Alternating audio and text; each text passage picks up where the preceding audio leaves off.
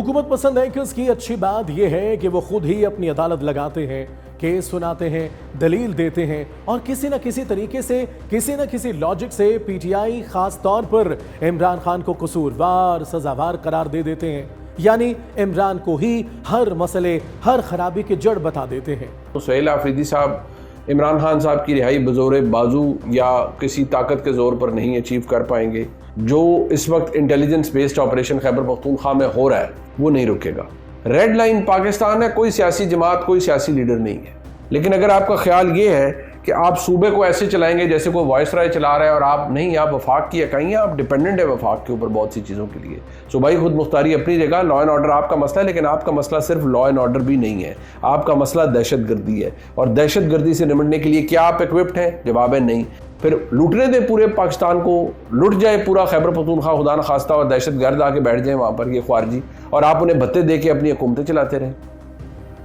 मुनीफ फारूक साहब, आपकी हर लॉजिक के पीछे एक ही फ्रीक्वेंसी से आया हुआ पैगाम छुपा होता है।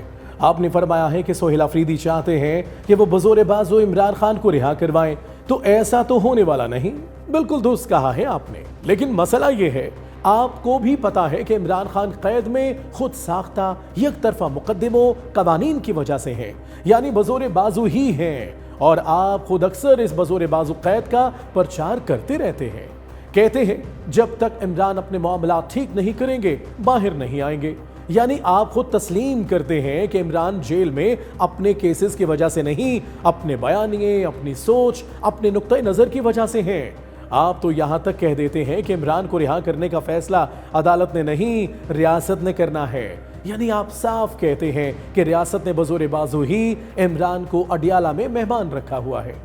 मुनीब साहब, आपको विफाक का जोर बाजू बुरा नहीं लगता, केपी का जोर बाजू की तरफ इशारा करना या जोर बाजू का सहारा लेने की धमकी देना भी बुरा लगता है। शायद ऐसे मौके पर ही कहते हैं जो मिजाज यार में आए। और दूसरी बात जो आपने कही कि केपी विफाक के बगैर दहशतगर्दी से नहीं निपट सकता, तो वो तो कोई सूबा भी नहीं निपट सकता। सारे सूबे ही जरा जरा सी बात पर रेंजर्स और दूसरे सिक्योरिटी दारों को मदद के लिए तलब करते रहते हैं। इस बात को यहीं छोड़कर मैं आपको एक दूसरी मिसाल देता हूं। सिर्फ मिसाल दूंगा, बात आपने खुद समझनी है। मसलन आप एक सहाफी हैं, गंदम नहीं उगा सकते।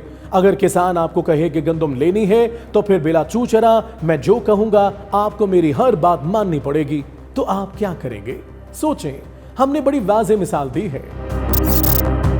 वहीं गंडापुर जो जावेद चौधरी जैसे ब्रेकिंग न्यूज मैन्युफैक्चरर्स दानिश्वरों को एक आंख नहीं भाते थे, अब अचानक उनकी आंखों का तारा बन गए हैं। जावेद चौधरी साहब ने बताया है कि वजारत आला से उतरने के प्रोसेस के दौरान गंडापुर साहब की अकल दाढ़ निकल आई है और अचानक से सने बलोगत को पा गए हैं, समझदार हो गए हैं। जावेद चौधरी ने अपना या किसी और का एक मैन्युफैक्चर्ड किस्म का सीन कुछ यूं सुनाया है। गंडापुर बड़ा रीजनेबल था, उसमें गंडापुर साहब की बात गलत नहीं थी। उसने कहा इमरान खान साहब को कि खान साहब आप क्या करना चाहते हैं, अगर हम फौज को वहाँ से निकाल देते हैं तो ये सुबह निकल जाएगा, ये चला जाएगा अफगानिस्तान के पास। अब कोड एंड कोड जो है, कुछ लोगों ने कहा जो वहाँ पे मौजूद थे या बाद में गंडापुर साहब ने जिन लोगों को बताया, वहाँ से ये खबर चलती चलती हम तक पहुँच गई कि इमरान खान साहब ने कहा जाने तो सुबह जाता था, ये अगर अफगानिस्तान में भी चला जाता तो जाने दो इसको, तुम्हें इसके बारे में गौर नहीं करना चाहिए, सोचना नहीं चाहिए। तो इस लेवल तक इनके दरमियान हॉट टॉक वहाँ पे हुई थी। ऐसे ही मनगढ़ंत ज़ेब-ए-दास्तां से मुज़य्यन किस्सों की वजह से आजकल हम जावेद चौधरी की सियासी गुफ्तगू और तज्ज़ियों पर ज्यादा कान नहीं धरते। हाँ, जब वो अपने गैर सियासी वीलॉग्स में बताते हैं कि मेंढक खाने का सही वक्त कौन सा है, तो हम बहुत गौर व फिक्र से सुनते हैं और सोचते हैं आखिर जावेद चौधरी को ऐसी क्या मुसीबत पड़ गई है कि उन्हें अब मेंढक खाने पड़ते हैं।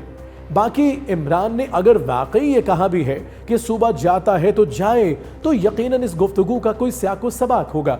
मसलन चौधरी साहब, हम अगर आपको अचानक कहें कि जावेद साहब उल्टे खड़े हो जाएं वरना आपकी पैंट उतर जाएगी, और फिर इस बात पर इसरार करें, तो हो सकता है आप झला कर कह दें उतरती है तो उतर जाए।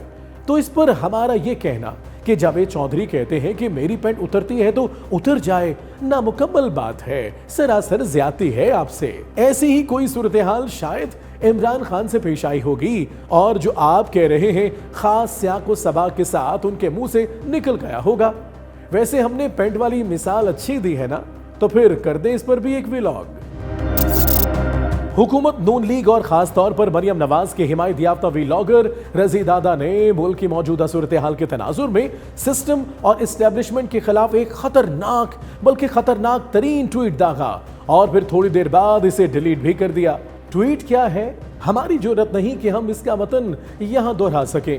हाँ, सोशल मीडिया पे इसका स्क्रीनशॉट घूम रहा है, तजस्सुस दूर करना है तो ढूंढ ले। हमें बस रजी दादा और उनसे ट्वीट करवाने वालों से इतना कहना है कि अगर ट्वीट को ऑन करने के सत्तू नहीं होते तो ऐसे ट्वीट और पंगेबाजी किया भी ना करें। रजी दादा, आप खास तौर पर एहतियात करें, आप एवं ही बल्ली चढ़ जाएंगे। अगली किसी ऐसी ट्वीट पर आप चुपके भी जा सकते हैं।